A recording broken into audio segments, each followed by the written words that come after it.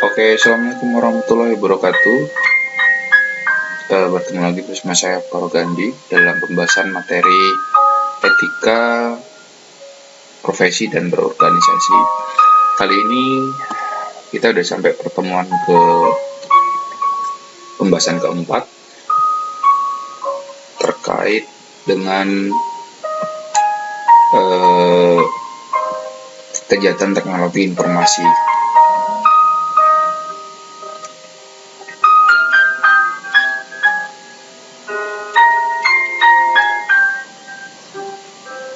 Oke,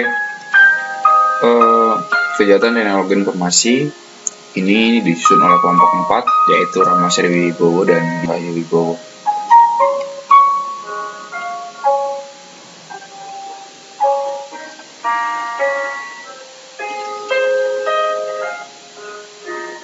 Oke, kita ke bab 1 kependahuluan, latar belakang. Saya ingin membahas terkait dengan makalah ini.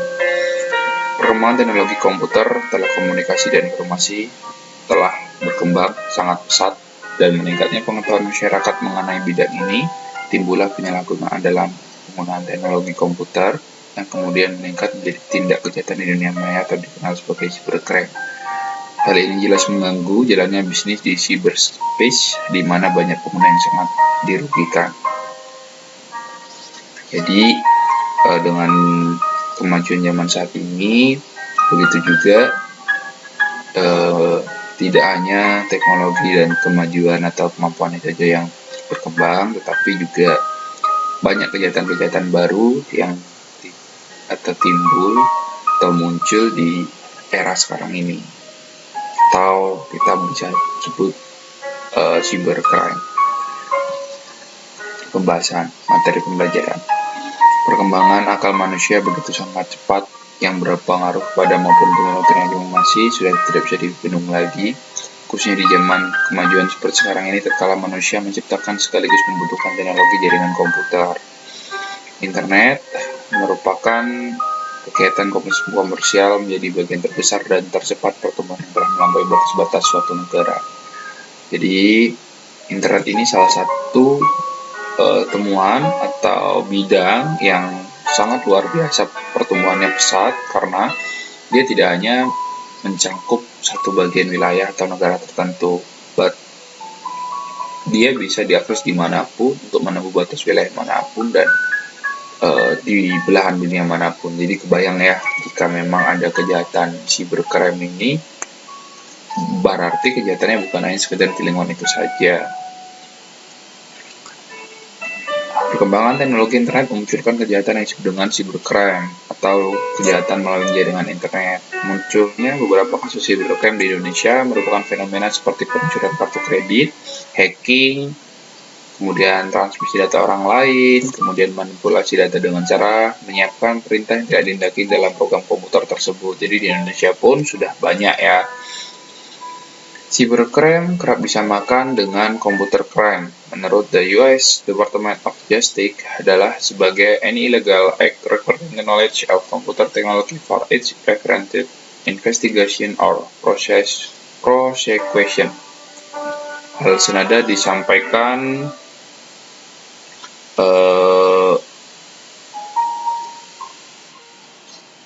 oleh Organisasi of European Community Development yang mendefinisikan komputer cybercrime any illegal, uninitial, or unauthorized behavior relation to the automatic processing and or the transmission of data. Tujuan kita membahas tentang materi ini adalah agar mengetahui apa saja kejahatan teknologi informasi yang sangat berbahaya pada suatu konfirmasi, pada suatu data informasi. Kemudian kita bisa mengetahui cara bagaimana kejahatan timbul, mengambil informasi. Kemudian yang ketiga, bisa mengetahui jenis-jenis kejahatan apa saja, bagaimana cara menanggulanginya, kemudian cara agar menjaga supaya terhindar dari kejahatan teknologi informasi. Jenis-jenis kejahatan IT ini cukup banyak.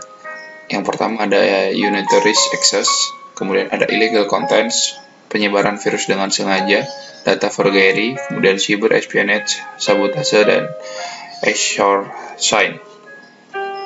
Ada cyberstalking, ada carding, ada hacking and cracker, ada cybersquatting and typosquatting, ada hijacking, ada cyberterorisme. Asal maraknya kejahatan IT. Jadi ini sumber-sumber kenapa timbul kejahatan IT ini. Yang pertama, faktor politik mencermati maraknya cybercrime di Indonesia dengan permasalahan yang dihadapi oleh aparat penegak proses kriminalisasi di bidang siber yang tidak merugikan masyarakat. Penyebaran virus komputer dapat merusak jaringan komputer yang digunakan oleh pemerintah, perbankan, pelaku usaha maupun perorangan yang dapat berdampak terhadap kekacauan dan sistem jaringan. Kemudian kedua, faktor ekonomi. Kemajuan ekonomi suatu bangsa adalah salah satu dipengaruhi oleh promosi barang-barang produksi. Jaringan komputer dan internet merupakan media yang sangat murah untuk promosi.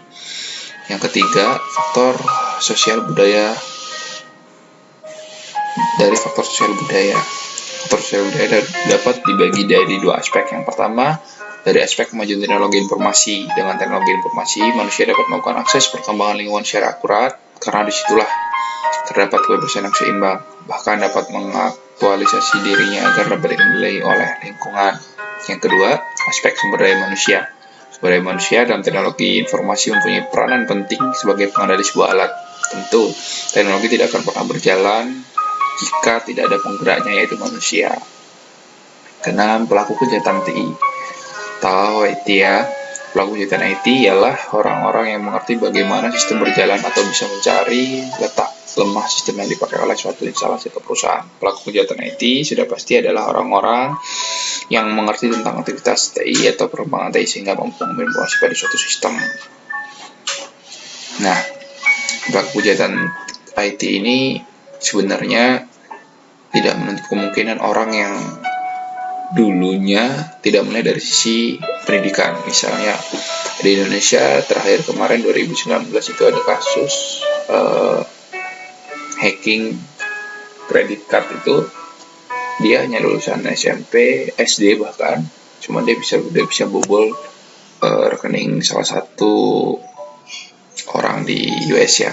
Jadi dia bisa menyalahgunakan itu. Jadi kejahatan IT ini malah lebih berbahaya banget karena dia bisa mempelajari itu secara otodidak gitu.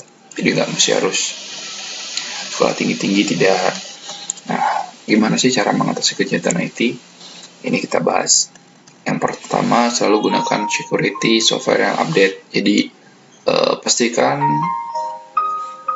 security software kita itu yang paling update. Jadi percuma kalau kita ada security software tapi itu nggak pernah diupdate, itu sama aja bohong. Kemudian yang kedua, buatkan password yang kuat. Apa sih kenapa kita harus begitu? Jadi pemberian password ini jangan hanya tanggal dan bulan tahun lahir, itu cuma kita bisa kombinasikan terkait huruf gede, huruf kecil, kemudian angka, dan agar semua itu nggak bisa dengan mudah dilacak. Kemudian install software antivirus ya. Jadi salah satu penyebarannya mungkin kita bisa cek dengan install software antivirus yang up to date ya. Membuat backup data. Jadi mana data yang sebagian menurut kita penting dan itu privasi buat kita harus save. Jadi ketika ada hal yang tidak kemungkinan atau kita kecolongan atau kebobolan, kita udah ada bisa backup data. Kemudian konsultasikan keamanan untuk menentukan seberapa aman bisnis Anda. Jadi sebagai penggerak bisnis, tentu kita sangat membutuhkan seorang IT. Mungkin kita bisa berkonsultasi dengan IT yang paham dengan siber ini. Jadi kita bisa konsultasi apa yang software apa yang kita butuhkan untuk melindungi bisnis itu. Kemudian gunakan fitur keamanan untuk website Anda.